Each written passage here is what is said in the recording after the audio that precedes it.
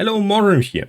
In today's video I want to show you a tank support based paladin build for Enshrouded. You heard correct. This time it's going to be a group focused build. You're here to protect, heal and burn everything with holy vengeance because you're the light incarnate. Well, at least that's the plan. But the game does not support this type of playstyle, so we are just going to be more of a leech tank with a ton of party utility. Given the nature of this build, I'm not going to show you big numbers, but instead showcase their protective and restorative abilities in a bit more detail. You do deal damage, but not even close to the amount of a dedicated damage dealer in a party. Naturally, this build focuses on group play, and the amount of utility the paladin brings to group play is just incredible. You will constantly spawn orbs with spells that restore not only health, but also mana and stamina to everyone picking them up. Your water aura is also constantly going to heal everyone in its radius. And the taunt perk will make sure that you are the prime target for any attack. Additionally, we focus around blocking and parrying attacks to disrupt enemy lines. You will constantly be in close combat, even if you heal,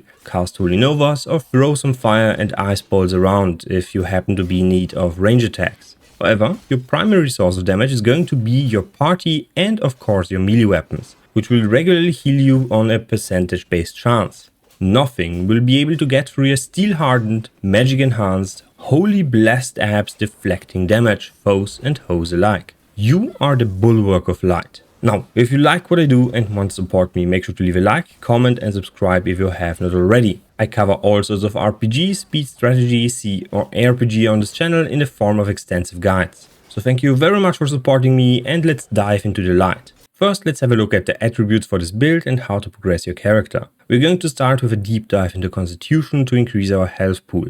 This will ensure you can take a hit and divert all attention to yourself, the divine being. Next up is Intelligence to not only boost your spell damage but also enable your healing through your water aura, spells and perks you pick up in the skill tree. This is your primary role in the game. Next, we're going to look into the melee side of things, fleshing out our mid game through strength. All of those stats will be balanced around the same amount. But in the early game, you are going to live off of base damage. As a note, you have 114 points at your disposal to distribute in the skill tree. Next up is the equipment, and I'm going to start with the rings first. So we're going to use the Ring of Ancient because we are basically using all the stats it provides except the dexterity. It now works, so all of those stats apply. Next, we are going to look at the Ring of Endless Life, giving you a 6% chance to leech 100% of the damage you deal. This ring can be easily farmed in this specific location. Here is the spawn, here is my home base, so the game tells you to build a base here. And then, after crossing the fog, you will find a custom marker here. Here is a tower. Up in this tower is a chest. This chest has a very high chance to provide you with rings,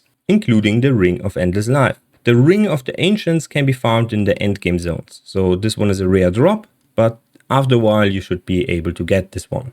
As for the other equipment, Shield of Light, the best shield for this class. It provides you with a ton of block and a ton of parry power. And for the staff, we are going to look at Shepherd's Lightning. This specific staff is something I just farmed up in a chest. So in any endgame chest you can find this item. I'm not going to use the Shroud Weaver, which is currently still bugged. It can reach 35. If this is a legacy version, if it is not a legacy version, it stacks at 25 plus 5 levels, so level 30. It does provide you with a ton of magic damage. So with this one you will be able to outdamage basically any staff. But we are going to focus on mana regeneration or mana recovery.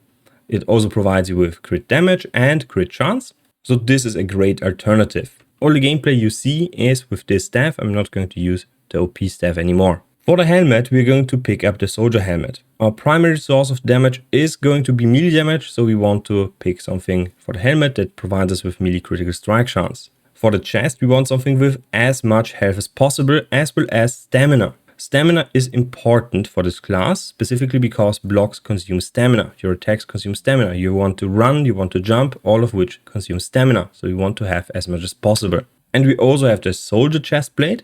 This has the same stats as the Radiant Paladin Chestplate. However, this one, the Radiant Chestplate, has more physical resistance and more magical resistance. So it's a strictly better chest. Also, it looks fire on a Paladin, so we're going to pick it. For our gloves, we're going to pick the Guard of the North gloves. Why? Because we are going to use melee damage and magic damage, in its case both. We also want to utilize a two-handed weapon, so we have kind of bad choice for gloves. Most of the gloves in the game provide you only with one-handed melee damage, not with melee damage. So I opted for the Guard of the North gloves. For the trousers, we picked the Radiant Paladin trousers, providing you with health regeneration and health. We can also find the Eagle trousers in the same chest in the bottom right corner of the map. And those Eagle Eye trousers have some benefits. Mainly they're better split in physical and magical resistance, and more importantly, more stamina and sprint speed. So we are faster, we can maneuver better, and we can block more. The sprint speed is quite decent, so also think about that. It's, I think, 20 to 30% more movement speed.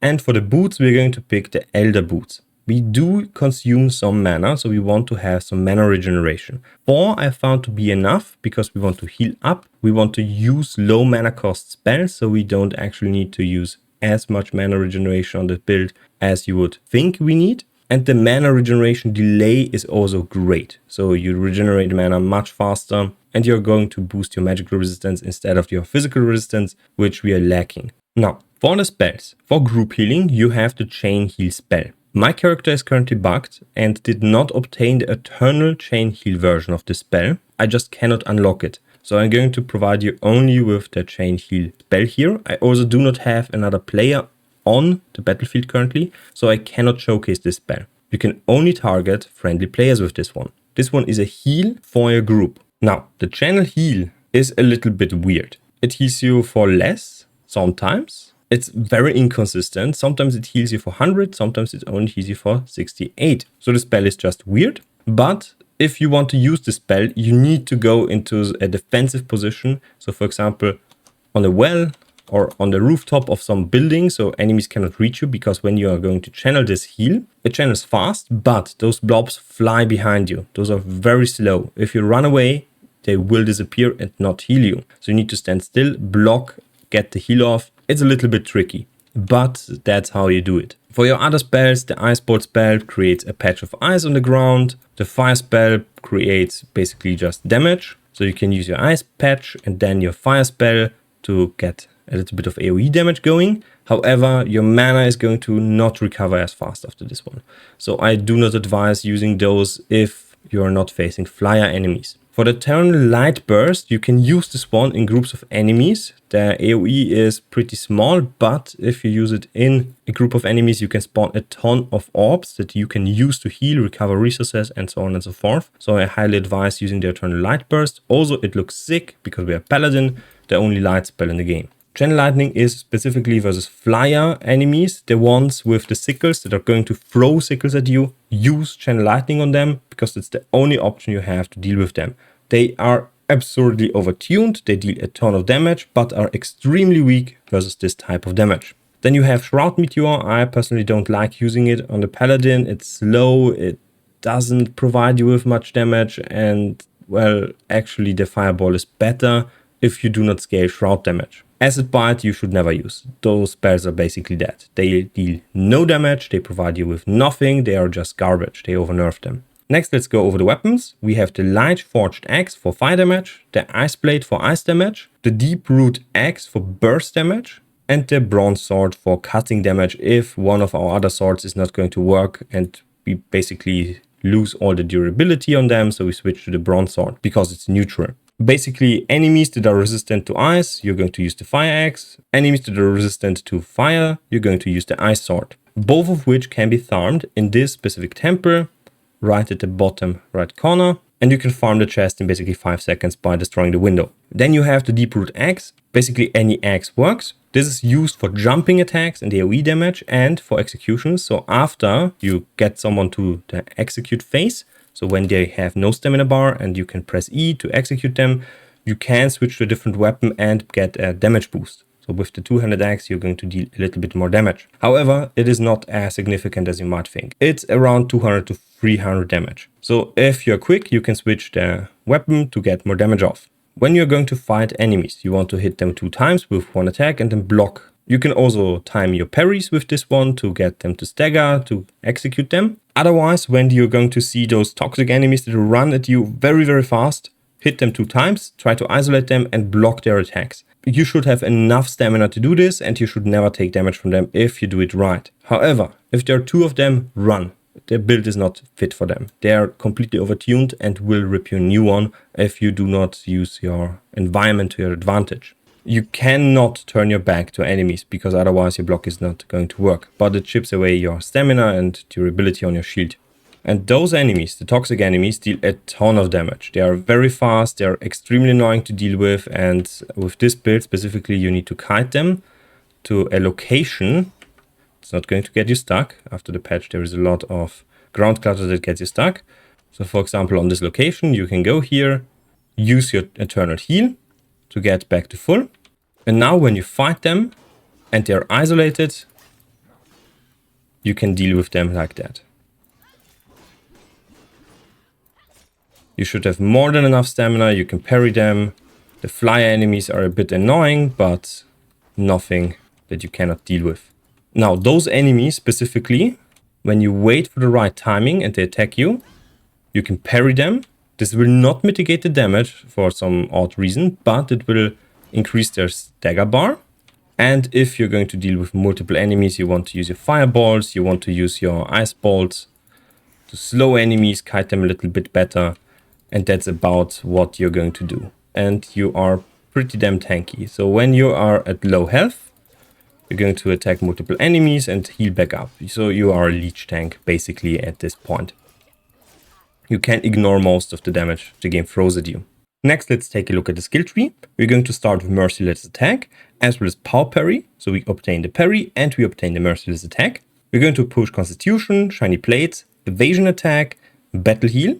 Battle Heal will provide you with a 5% chance to leech. You also have your Evasion Attack now. And then we're going to pick up Spirit, Absorb to get mana back, Snap to get mana back on your Merciless Attack. Soul Leech can be pretty decent. You can pick this one up, but 15 meters is pretty low. So your mage needs to stand in close range to get a benefit from this one. I personally don't find this one to be worth it, so I didn't pick it. Now you have Bloodletting, so on magical weapon attacks, meaning basically only your spells, you get a 50% chance on a critical hit, spawn 2 health, mana or stamina orbs. Those replenish 10% of the respective resource, so a pretty good deal. You also get life burst, so whenever you kill something with a magical weapon, you restore 3 times your intelligence's health. Then we get arcane deflections. On a successful parry, we get 20 mana back. That's our mana recovery on this build. We pick up blink and emergency blink, so when we are stunned, we can just blink away. Next, we're going to expand our group utility with heavy plate, so we take less damage. Constitution, Tower, Strength, Nemesis, so this is our taunt, and the Arc Nemesis, so our improved taunt. We go with Strength and Earth Aura, so our mates get 10% less damage taken. Then we pick up Healer, Healer 2, Intelligence and Water Aura, as well as Waters of Life. And then we flash out our Intelligence with points here, here, here, and here, after we pick up Healing Revive. So Healing Revive is pretty decent. When our mates get crippled, we can pick them up. This is basically the whole utility for this character. It takes a few points to get here, but after you get here, you can pick up stuff like Spirit here, Counter Strike, so you can deflect damage. You can pick up Quick Charge to get your spells up and running. Another point of intelligence. We pick up the jump attack here with the double jump, so a lot of utility for the character. And then lastly, we pick up Constitution, Warrior's Path, the Slasher, Butcher, Veteran for more crit strike chance, Swift Blades for more attack speed with our blades, and we pick up Constitution here and here. You can shift around a few things, especially in the utility side of things. If you're playing solo, you need a taunt. If you are playing with a group but don't need a healer specifically, you can omit the Water Aura section and pick them